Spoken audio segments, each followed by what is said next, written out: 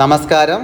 എല്ലാ പ്രിയ +2 തുല്യതാ പഠിതാക്കളെയും പൊളിറ്റിക്കൽ സയൻസിൻ്റെ ഏറ്റവും പ്രധാനപ്പെട്ട ചോദ്യോത്തരത്തിലേക്ക് സ്വാഗതം ചെയ്യുന്നു. എല്ലാ പ്രിയ +2 തുല്യതാ പഠിതാക്കളെയും പൊളിറ്റിക്കൽ സയൻസിൻ്റെ ഒരു പുതിയ ക്ലാസ്സിലേക്ക് സ്വാഗതം ചെയ്യട്ടെ.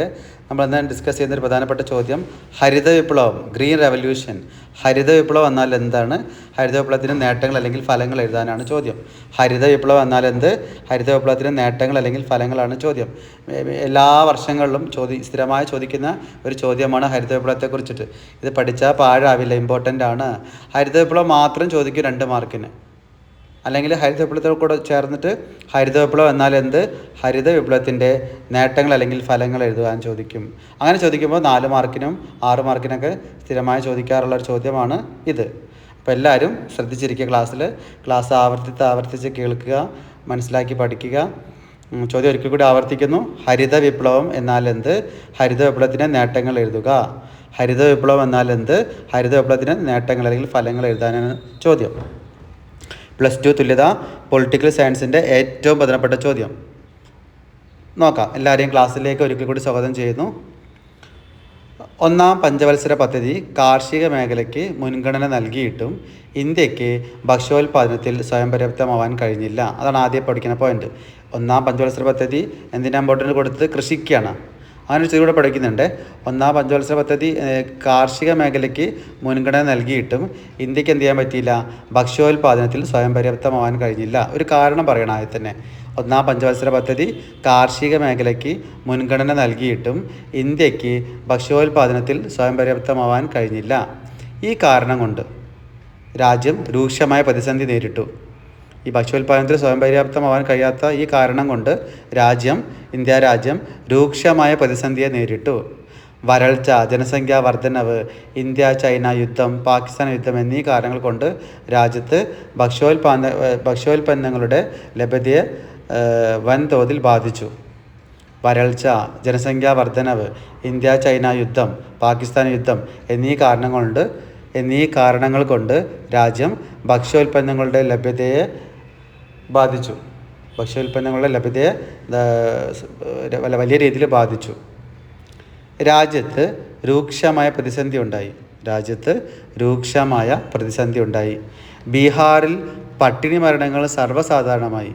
ബീഹാറിൽ പട്ടിണി മരണങ്ങൾ ഈ കാരണം കൊണ്ട് ഈ ഭക്ഷ്യോൽപ്പന്നത്തിൻ്റെ ലഭ്യതയെ ബാധിച്ചു എന്ന് പറഞ്ഞല്ലോ. അതുകൊണ്ട് തന്നെ രാജ്യത്ത് രൂക്ഷമായ പ്രതിസന്ധി ഉണ്ടായി. ബീഹാറിൽ പട്ടിണി മരണങ്ങൾ സർവ്വസാധാരണമായി.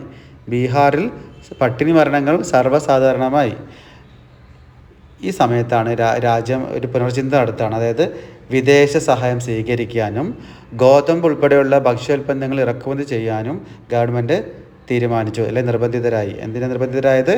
വിദേശ സഹായം സ്വീകരിക്കാനും ഗോതമ്പ് ഉൾപ്പെടെയുള്ള ഭക്ഷ്യോൽപ്പന്നങ്ങൾ ഇറക്കുമതി ചെയ്യാനും ഗവൺമെൻറ് നിർബന്ധിതരായി. വിദേശ സഹായം സ്വീകരിക്കാനും. ഈ രാജ്യത്തെ അവസ്ഥ ഉണ്ടല്ലോ, പ്രതിസന്ധി, ഭക്ഷ്യോൽപ്പന്നങ്ങളുടെ ലഭ്യതയെ ബാധിച്ചു എന്ന് പറഞ്ഞല്ലോ. അത് വല്ലാത്തൊരു പ്രതിസന്ധിയാണല്ലോ. അപ്പോൾ ഈ പ്രതിസന്ധി മറികടക്കാൻ എന്ത് തീരുമാനിച്ചു? വിദേശ സഹായം സ്വീകരിക്കുവാനും ഗോതമ്പ് ഉൾപ്പെടെയുള്ള ഭക്ഷ്യോൽപ്പന്നങ്ങൾ ഇറക്കുമതി ചെയ്യാനും ഗവൺമെൻറ് നിർബന്ധിതരായി. വിദേശ സഹായം സ്വീകരിക്കുവാനും ഗോതമ്പ് ഉൾപ്പെടെയുള്ള ഭക്ഷ്യോൽപ്പന്നങ്ങൾ ഇറക്കുമതി ചെയ്യുവാനും ഗവൺമെൻറ് നിർബന്ധിതരായി. ഇങ്ങനെ ഭക്ഷ്യപ്രതിസന്ധിയും സാമ്പത്തിക പ്രതിസന്ധിയും കാരണം രാജ്യം ഒരു പുതിയ കാർഷിക തന്ത്രം സ്വീകരിക്കാൻ തയ്യാറായി. ഭക്ഷ്യപ്രതിസന്ധിയും സാമ്പത്തിക പ്രതിസന്ധിയും കാരണം രാജ്യം ഒരു പുതിയ കാർഷിക തന്ത്രം സ്വീകരിക്കാൻ തയ്യാറായി. ഈ പുതിയ കാർഷിക തന്ത്രമാണ് ഹരിത വിപ്ലവം. നമുക്ക് ഹരിത വിപ്ലവം എന്താണ്? ഒരു പുതിയ കാർഷിക തന്ത്രം. ഇതുണ്ടാക്കാനുള്ള കാരണം എത്രയും പറഞ്ഞു വന്നത്. അപ്പോൾ ഹരിത വിപ്ലവം എന്താണ്? ഇവിടെ ഉണ്ടായ പ്രശ്നം, ആ പ്രതിസന്ധി മറികടക്കാൻ രാജ്യം സ്വീകരിച്ച ഒരു പുതിയ കാർഷിക തന്ത്രമാണെന്ത്? ഹരിത വിപ്ലവം, ഗ്രീൻ റെവല്യൂഷൻ. അപ്പോൾ ഹരിത വിപ്ലവം എന്താണെന്ന് മനസ്സിലായല്ലോ. ഭക്ഷ്യപ്രതിസന്ധിയും സാമ്പത്തിക പ്രതിസന്ധിയും കാരണം രാജ്യം സ്വീകരിച്ച പുതിയ കാർഷിക തന്ത്രമാണെന്ത്? ഹരിത വിപ്ലവം. ഭക്ഷ്യപ്രതിസന്ധിയും സാമ്പത്തിക പ്രതിസന്ധിയും കാരണം രാജ്യം ഒരു പുതിയ കാർഷിക തന്ത്രം സ്വീകരിച്ചു. ഈ പുതിയ കാർഷിക തന്ത്രമാണ് ഹരിത വിപ്ലവം. നിങ്ങളിത് പഠിക്കുമ്പോൾ മാർക്ക് നോക്കി എഴുതുക. 2 മാർക്കിനാകുമ്പോൾ ആ രീതിയിൽ എഴുതിയാൽ മതി. എന്താണ് ഹരിത വിപ്ലവം എന്ന് എഴുതിയാൽ മതി. 4 6 മാർക്കിനാകുമ്പോൾ ഡീറ്റെയിൽ ആയിട്ട് എഴുതുക. ഓക്കെ. അപ്പോൾ കാർഷിക തന്ത്രം മനസ്സിലായല്ലോ. ഹരിത വിപ്ലവം എന്ന് പറഞ്ഞല്ലോ. രാജ്യം ഒരു പുതിയ കാർഷിക തന്ത്രം സ്വീകരിച്ചു. ആ പുതിയ കാർഷിക തന്ത്രമാണ് ഹരിത വിപ്ലവം. അപ്പോൾ നമ്മൾ ഹരിത വിപ്ലവം പഠിച്ചു. ഇത് നമ്മൾ പഠിക്കാൻ പോകുന്നത് ഹരിത വിപ്ലവത്തിൻ്റെ നേട്ടങ്ങൾ അല്ലെങ്കിൽ ഫലങ്ങൾ. അങ്ങനെ ചോദിക്കുക, നേട്ടങ്ങൾ പറഞ്ഞാലും ഫലങ്ങൾ പറഞ്ഞാലൊക്കെ ഒന്ന് തന്നെ. ഹരിത വിപ്ലവത്തിൻ്റെ ഫലങ്ങളാണ് അല്ലെങ്കിൽ നേട്ടങ്ങളാണ് നമ്മൾ ഡിസ്കസ് ചെയ്യുന്നത്. ഒന്നാമത്തെ നേട്ടം എന്ന് പറഞ്ഞാൽ ഹരിത വിപ്ലവം കാരണം അത്യുൽപാദന ശേഷിയുള്ള വിത്തിനങ്ങൾ കർഷകർക്ക് ലഭ്യമായി. ഹരിത വിപ്ലവം കാരണം അത്യുൽപാദന ശേഷിയുള്ള വിത്തിനങ്ങൾ കർഷകർക്ക് ലഭ്യമാക്കി. അത്യുൽപാദന ശേഷിയുള്ള വിത്തിനങ്ങൾ കർഷകർക്ക് ലഭ്യമായി. പഠിച്ചല്ലോ, അത്യുൽപാദന ശേഷിയുള്ള വിത്തിനങ്ങൾ കർഷകർക്ക് ലഭ്യമായി. എന്ത് കാരണം? ഹരിത വിപ്ലവം കാരണം അത്യുൽപാദന ശേഷിയുള്ള വിത്തിനങ്ങൾ കർഷകർക്ക് ലഭ്യമായി. അത്യുൽപാദന ശേഷിയുള്ള വിത്തിനങ്ങൾ ലഭ്യമായി. ഒരു ഹരിത വിപ്ലവത്തിൻ്റെ ഒരു നേട്ടമാണ് പറയുന്നത്, അല്ല ഹരിത വിപ്ലവത്തിൻ്റെ ഒരു ഫലമാണ് പറഞ്ഞത്. എന്താ കാരണം പറഞ്ഞത്? ഹരിത വിപ്ലവം കാരണം അത്യുൽപാദന ശേഷിയുള്ള വിത്തിനങ്ങൾ കർഷകർക്ക് ലഭ്യമായി. രണ്ടാമത്തെ പോയിന്റിലേക്ക് പോകുന്നു. രാസവളങ്ങൾ, കീടനാശിനികൾ എന്നിവ കുറഞ്ഞ വിലയിൽ കർഷകർക്ക് ലഭ്യമായി. രാസവളങ്ങൾ, കീടനാശിനികൾ എന്നിവ കുറഞ്ഞ നിരക്കിൽ കർഷകർക്ക് ലഭ്യമായി. ഹരിത വിപ്ലവം കാരണം രാസവളങ്ങൾ, കീടനാശിനികൾ എന്നിവ കുറഞ്ഞ നിരക്കിൽ കർഷകർക്ക് ലഭ്യമായി. ഹരിത വിപ്ലവം കാരണം രാസവളങ്ങൾ, കീടനാശിനികൾ എന്നിവ കുറഞ്ഞ നിരക്കിൽ കർഷകർക്ക് ലഭ്യമായി. 2 പോയിന്റ് പഠിച്ചു. ഈ മൂന്നാമത്തെ പോയിന്റിലേക്ക് പോയി നമ്മൾ ജലസേചന സൗകര്യങ്ങൾ ലഭിച്ചു. കർഷകർക്ക് മികച്ച ജലസേചന സൗകര്യങ്ങൾ ലഭിച്ചു. ഹരിത വിപ്ലവം കാരണം കർഷകർക്ക് മികച്ച ജലസേചന സൗകര്യങ്ങൾ ലഭിച്ചു. ഹരിത വിപ്ലവം കാരണം കർഷകർക്ക് മികച്ച ജലസേചന സൗകര്യം ലഭിച്ചു. ഇപ്പോൾ 3 പോയിന്റ് പറഞ്ഞു. ആദ്യം പറഞ്ഞത് അത്യുൽപാദന ശേഷിയുള്ള വിത്തിനങ്ങൾ കർഷകർക്ക് ലഭിച്ചു. രണ്ടാമത് പറഞ്ഞത് രാസവളങ്ങളും കീടനാശിനികളൊക്കെ കുറഞ്ഞ കാശിൽ ഗവൺമെൻറ് ലഭ്യമാക്കി. മൂന്നാമത്തെ പറഞ്ഞത് ജലസേചന സൗകര്യങ്ങൾ ലഭ്യമാക്കി. മികച്ച ജലസേചന സൗകര്യങ്ങൾ ലഭ്യമാക്കി. ഹരിത വിപ്ലവം കാരണം കർഷകർക്ക് മികച്ച ജലസേചന സൗകര്യങ്ങൾ ലഭ്യമാക്കി. പിന്നെ ഒരു പോയിന്റ് കൂടെ ഉണ്ട്.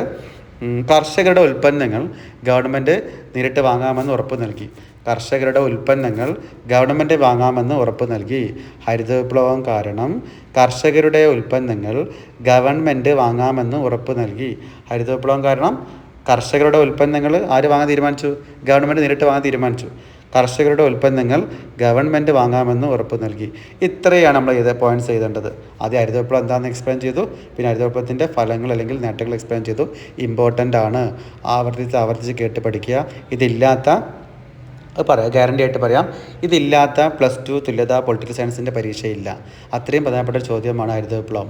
ഹരിത വിപ്ലവത്തിൻ്റെ 2 മാർക്കിലെങ്കിലും ചോദിക്കും ഹരിത വിപ്ലവം, അല്ലെങ്കിൽ 4 മാർക്കിന് ചോദിക്കും ഹരിത വിപ്ലവത്തിൻ്റെ ഫലങ്ങൾ ഏതാനും, ഹരിത വിപ്ലവം എന്നാൽ എന്തെന്ന് ചോദിക്കാം, അല്ലെങ്കിൽ ഷോർട്ടസ്റ്റ് ആയിട്ട് ചോദിക്കാം ഹരിത വിപ്ലവം എന്നാൽ എന്ത്, ഹരിത വിപ്ലവത്തിൻ്റെ നേട്ടങ്ങൾ എഴുതുക എന്ന് ചോദിക്കും. അപ്പോൾ 2 അല്ലെങ്കിൽ 4, 6 എന്ന മാർക്കിൻ്റെ തോതിൽ സ്ഥിരമായി വരുന്ന ഒരു പ്രധാനപ്പെട്ട ചോദ്യമാണ് ഹരിത വിപ്ലവം. മനസ്സിലായെന്ന് കരുതുന്നു. അപ്പോൾ എന്താണ് ആദ്യം ഹരിത വിപ്ലവത്തെ എത്തിച്ച റീസൺ പറയണം. 1ാം പഞ്ചവത്സര പദ്ധതി കാർഷിക മേഖലയ്ക്ക് എന്ത് ചെയ്തത്? മുൻഗണന നൽകിയത്. അപ്പോൾ വേറെ ചോദ്യം നമ്മൾ പഠിക്കുകയാണ്. 1ാം പഞ്ചവത്സര പദ്ധതി എന്തിനാണ് മുൻതൂക്കം നൽകിയത്? കാർഷിക മേഖല, കൃഷിക്കാണ് 1ാം പഞ്ചവത്സര പദ്ധതി മുൻഗണന നൽകിയത്. അപ്പോൾ അങ്ങനെ നൽകിയിട്ടും ഇന്ത്യക്ക് എന്ത് പറ്റിയില്ല? ഇന്ത്യ ഭക്ഷ്യോൽപാദനത്തിൽ സ്വയം പര്യാപ്തമായില്ല. ഒന്നുകൂടെ റിപ്പീറ്റ് ചെയ്യുകയാണ്. എന്താണ് ഹരിത വിപ്ലവം ഒന്നുകൂടെ പറയാണ്. 1ാം പഞ്ചവത്സര പദ്ധതി കാർഷിക മേഖലയ്ക്ക് മുൻഗണന നൽകിയിട്ടും ഇന്ത്യക്ക് ഭക്ഷ്യോൽപാദനത്തിൽ സ്വയം പര്യാപ്തമാവാൻ കഴിഞ്ഞില്ല. ഈ കാരണം കൊണ്ട് രാജ്യം രൂക്ഷമായ പ്രതിസന്ധിയെ നേരിട്ടു. വരൾച്ച, ജനസംഖ്യാ വർധനവ്, ഇന്ത്യ-ചൈന യുദ്ധം, പാകിസ്ഥാൻ യുദ്ധം എന്നീ കാരണങ്ങൾ കൊണ്ട് രാജ്യത്തെ ഭക്ഷ്യോൽപാദനത്തെ ബാധിച്ചു. എന്താ ബാധിച്ചത്? വരൾച്ച, ജനസംഖ്യാ വർധനവ്, ഇന്ത്യ-ചൈന യുദ്ധം. ആ വർഷം പഠിക്കണ്ടേ? 1962 ഇന്ത്യ-ചൈന യുദ്ധം. 1962 ഇന്ത്യ-ചൈന യുദ്ധം. അതൊന്ന് നോട്ട് ചെയ്ത് പഠിക്കണേ. 1962 ഇന്ത്യ-ചൈന യുദ്ധം. അപ്പോൾ വരൾച്ച, ജനസംഖ്യാ വർധനവ്, ഇന്ത്യ-ചൈന യുദ്ധം, പാകിസ്ഥാൻ യുദ്ധം എന്നീ കാരണങ്ങൾ കൊണ്ട് രാജ്യത്ത് ഭക്ഷ്യോൽപ്പന്നങ്ങളുടെ ലഭ്യതയെ ബാധിച്ചു. രാജ്യത്ത് രൂക്ഷമായ പ്രതിസന്ധി ഉണ്ടായി. ബീഹാറിൽ പട്ടിണി മരണങ്ങൾ സർവ്വസാധാരണമായി. രാജ്യത്ത് ഭക്ഷ്യോൽപ്പന്നങ്ങളുടെ ലഭ്യതയെ ബാധിച്ചു പറഞ്ഞു. രാജ്യത്ത് രൂക്ഷമായ പ്രതിസന്ധി ഉണ്ടായി. ബീഹാറിലാണെങ്കിൽ പട്ടിണി മരണങ്ങൾ സർവ്വസാധാരണമായി. ഇങ്ങനെ ഈ പ്രതിസന്ധിയെ മറികടക്കാൻ ഗവൺമെൻറ് നിർബന്ധിതമാവണം. അങ്ങനെ വിദേശ സഹായം സ്വീകരിക്കാനും ഗോതമ്പ് ഉൾപ്പെടെയുള്ള ഭക്ഷ്യോൽപ്പന്നങ്ങൾ ഇറക്കുമതി ചെയ്യാനും ഗവൺമെൻറ് നിർബന്ധിതരായി. ഈ രാജ്യത്തെ പ്രതിസന്ധി മറികടക്കാൻ വിദേശ സഹായം സ്വീകരിക്കാനും ഗോതമ്പ് ഉൾപ്പെടെയുള്ള ഭക്ഷ്യോൽപ്പന്നങ്ങൾ ഇറക്കുമതി ചെയ്യാനും ഗവൺമെൻറ് നിർബന്ധിതരായി. ഇങ്ങനെ ഭക്ഷ്യ പ്രതിസന്ധിയും സാമ്പത്തിക പ്രതിസന്ധിയും കാരണം രാജ്യം സ്വീകരിച്ച പുതിയ കാർഷിക തന്ത്രമാണ് ഹരിത വിപ്ലവം. ഭക്ഷ്യപ്രതിസന്ധിയും സാമ്പത്തിക പ്രതിസന്ധിയും കാരണം രാജ്യം സ്വീകരിച്ച പുതിയ കാർഷിക തന്ത്രമാണ് ഹരിത വിപ്ലവം. അങ്ങനെ ഹരിത വിപ്ലവം എക്സ്പ്ലെയിൻ ചെയ്തു. പിന്നെ ഇതേണ്ടത് അതിൻ്റെ ഫലങ്ങൾ അല്ലെങ്കിൽ നേട്ടങ്ങൾ പറഞ്ഞല്ലോ. അത്യുൽപാദന ശേഷിയുള്ള വിത്തിനങ്ങൾ കർഷകർക്ക് ലഭ്യമായി. ഹരിത വിപ്ലവം കാരണം അത്യുൽപാദന ശേഷിയുള്ള വിത്തിനങ്ങൾ കർഷകർക്ക് ലഭ്യമാക്കാൻ സാധിച്ചു. രാസവളങ്ങൾ, കീടനാശിനികൾ എന്നിവ കുറഞ്ഞ കാശിന് ലഭ്യമാക്കാൻ സാധിച്ചു. ഹരിത വിപ്ലവം കാരണം കർഷകർക്ക് ജലസേചന സൗകര്യങ്ങൾ ലഭിച്ചു. ഹരിത വിപ്ലവം കാരണം കർഷകർക്ക് ജലസേചന സൗകര്യങ്ങൾ ലഭിച്ചു. ഹരിത വിപ്ലവം കാരണം കർഷകരുടെ ഉൽപ്പന്നങ്ങൾ ഗവൺമെൻറ് നേരിട്ട് വാങ്ങാമെന്ന് ഉറപ്പ് നൽകി. ഹരിത വിപ്ലവം കാരണം കർഷകരുടെ ഉൽപ്പന്നങ്ങൾ ഗവൺമെൻറ് നേരിട്ട് വാങ്ങാമെന്ന് ഉറപ്പ് നൽകി. ഇത്രയാണ് പോയിൻറ്റ്സ്. അപ്പോൾ ഈ ക്ലാസ് ഇവിടെ അവസാനിപ്പിക്കുന്നു. നമ്മുടെ പരീക്ഷ അടുത്തതാണ്. നമ്മൾ ഓരോ പ്രധാനപ്പെട്ട ചോദ്യോത്തരങ്ങൾ ഡിസ്കസ് ചെയ്യുകയാണ് ഓരോ ക്ലാസ്സിലും. അപ്പോൾ നിങ്ങളുടെ പ്രോത്സാഹനം വേണം. നിങ്ങളുടെ നിർദ്ദേശങ്ങളും നിങ്ങളുടെ അഭിപ്രായങ്ങളും രേഖപ്പെടുത്തണം. ക്ലാസ്സിനെ കുറിച്ചുള്ള അഭിപ്രായം രേഖപ്പെടുത്തണം. അതാണ് ആ അഭിപ്രായവും അല്ലെങ്കിൽ നിങ്ങളുടെ ലൈക്കും പ്രചോദനം, അതാണ് നമുക്ക് വീണ്ടും വീണ്ടും ക്ലാസ് എടുക്കാനും പ്രചോദനം ഉണ്ടാകുന്നത്. അപ്പോൾ എൻ്റെ ക്ലാസ് സ്വീകരിക്കുന്നതിൽ ഒരുപാട് സന്തോഷമുണ്ട്.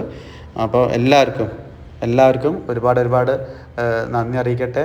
ഈ ക്ലാസ് നന്നായിട്ട് മനസ്സിലാക്കാൻ കഴിയട്ടെ, പഠിക്കാൻ പറ്റട്ടെ എന്ന് ആശംസിക്കുന്നു. ഇന്നത്തെ ഈ വീഡിയോ ഇവിടെ അവസാനിപ്പിക്കുന്നു. എല്ലാവർക്കും ഒരിക്കൽ കൂടി താങ്ക്സ് പറഞ്ഞ് നിർത്തുന്നു.